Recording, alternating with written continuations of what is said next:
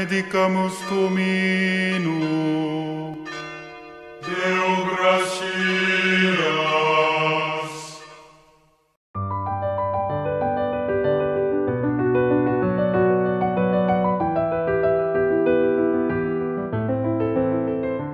Salam berikan.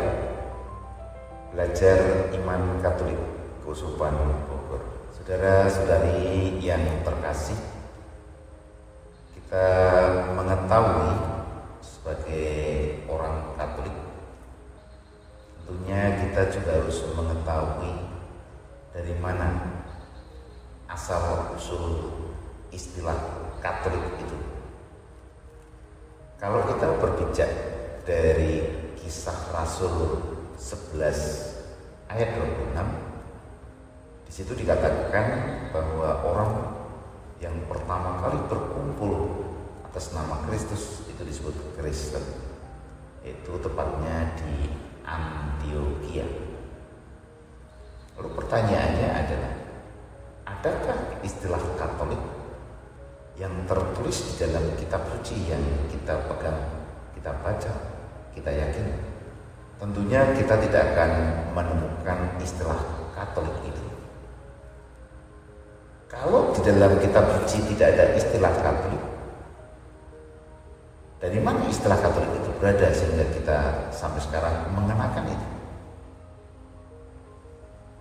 Kita belajar dari bapak-bapak gereja. Apa itu bapak-bapak gereja? Sederhananya bahwa setelah Yesus wafat, pengajaran itu diteruskan oleh para rasul. Dan ketika para rasul selesai masa tugasnya di dunia, inilah kelompok yang kita kenal dengan bapak-bapak gereja. Dan pada saat itu terbagi besar, pertama ada di Alexandria dan yang kedua ada di Antioquia. Nah, salah satu peran besar dari bapak gereja terkait dengan istilah Katolik itu adalah Ignatius dari Antioquia.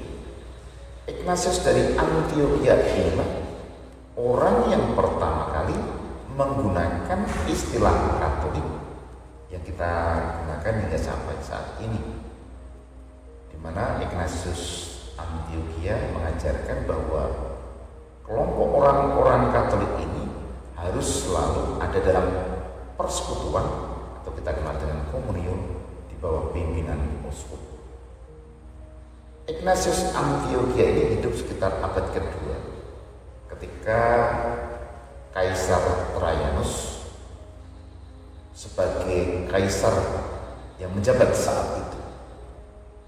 Dan saat itu pula bahwa iman Katolik yang mulai berkembang dengan istilah yang diberikan oleh Ignatius dari Antioquia itu tentu mendapat tantangan, terutama juga dari Kaisar Trajanus itu sendiri, di mana Ignatius dari Antioquia itu juga yang pada akhirnya harus wafat mempertahankan iman kekatolikannya dengan dicapik-capik oleh singa.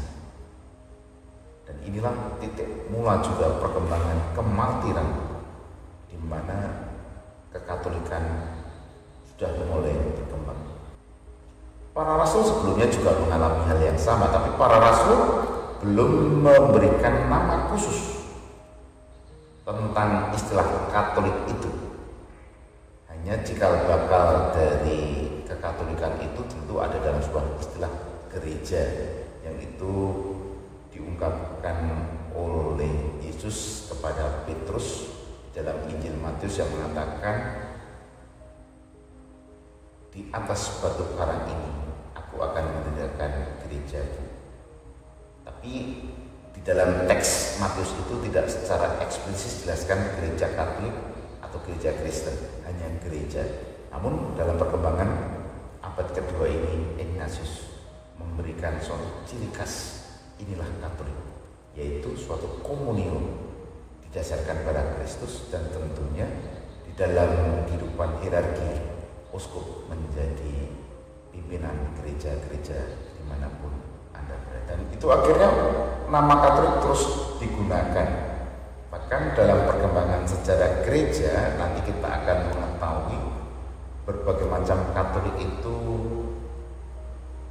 ada. Kalau kita, ini adalah kita kenal dengan gereja Katolik Roma, di mana Katolik Roma dipimpin oleh Paus sebagai pimpinan tertinggi gereja universal di dunia ini. Sejarah mencatat bahwa akhirnya gereja Katolik itu juga mengalami yang disebut dengan skisma atau perpisahan dengan gereja. Maka muncul gereja Katolik Ortodok, juga gereja Katolik Ritus Timur, gereja Katolik Anglikan, dan sebagainya. Tapi setidaknya dalam konteks ini saya lebih menekankan yang disebut dengan gereja Katolik Roma, dan semuanya itu adalah jasa dari Santo Ignatius dari Antioquia yang mencoba memformulasikan umat perdana tadi dalam satu kesatuan di bawah satu pimpinan, yaitu kepausan itu. Namun demikian bahwa sejarah mencatat adanya perpisahan itu ya bisa dipahami karena memang gereja sedang membentuk diri, gereja sedang memformulasikan diri. Tapi dalam perjalanan waktu hingga saat ini bahwa gereja Katolik Roma masih berada. Ini berarti bahwa sejarah membuktikan bahwa karya Allah seperti yang diungkapkan Yesus kepada Petrus terpenuhi, bahwa aku akan menyertai engkau sampai akhir zaman.